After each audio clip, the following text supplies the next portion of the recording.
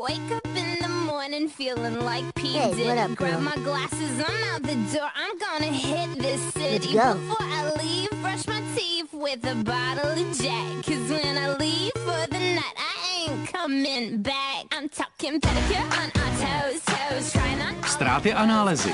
boys blowing up our phones, phones.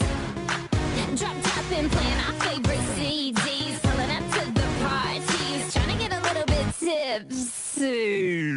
Don't stop, make it pop. DJ blow my speakers up tonight. I'ma fight till we see the sunlight. Tick tock on the clock, but the party don't stop now. Děkujeme. Přijďte zas.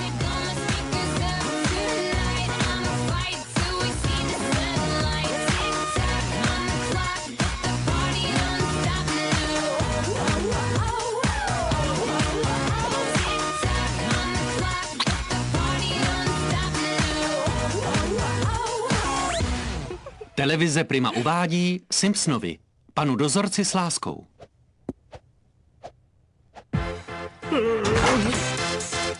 Oh yeah, oh yeah!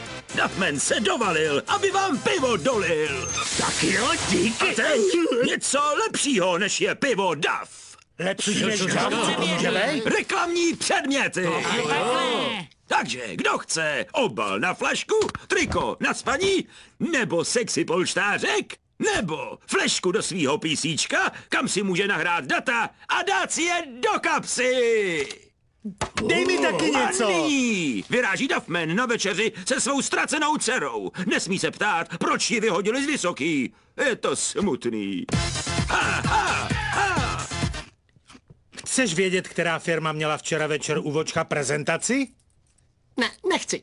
Psi hořívá. Co se tu píše? Zodpovědně. Pánové, vejráte na ty dezerty už 15 minut, nemám na vás celý den. Pohyb! Nemůžu se rozhodnout. Je ten žlutý citronový nebo ananasový? Je z tvýho kanárka a teď zmiz!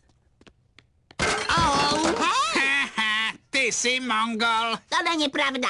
Za prvé, spadl, protože jsi mu nastavil nohu. Za druhé, mongol je vulgární označení Downova syndromu, kterým Milhouse rozhodně netrpí. Za třetí, to haha říkáš tak často, že už to nikoho nedojme. Páni, skláním se před tvou logikou. Omlouvám se, ale nemohla jsem si nevšimnout, jak logicky argumentuješ. Vážně? Díky, lichotíte mi a budíte ve mně zájem. Líza Simpsonová. Dubinská, nechceš někdy přijít do debatního kroužku? Já nevěděla, že máme debatní kroužek. Je to jediný kroužek, který škola nezrušila, protože nevyžaduje žádné pomůcky. Skrouhli nám rozpočet. Jako řečnický pultík nám poslouží Ralf Vigum. Jsem kus nábytku. Soutěž v debatování. Rozhodnuto. Je to zábava. A proto by měli lidé, kteří si koupí hybrida, dostat dotaci pro financovanou daní z hamburgerů. Díky, Lízo. Promiňte, pultíky teď musí dělat stojany na obrazy.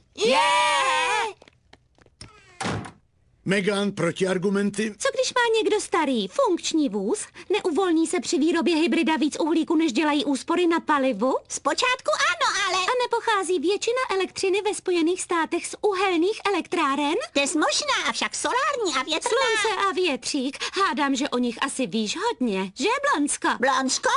No jasně. Nebo chceš říct, že dohledneš dál než na dno taťkovy kreditky? Tak za prvé, můj otec má všechny kreditky zablokované. Za druhé, jak se opovažuješ mě...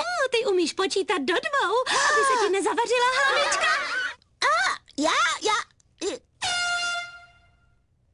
A vítězkou je ovlásek, ohnědý vlásek Megan. Pane, ta dutá hora, do které jsme měli 100 let ukládat jaderný odpad, je plná. Zkoušeli jste po něm hopsat, aby se slehnul? Ano, ale neúspěšně.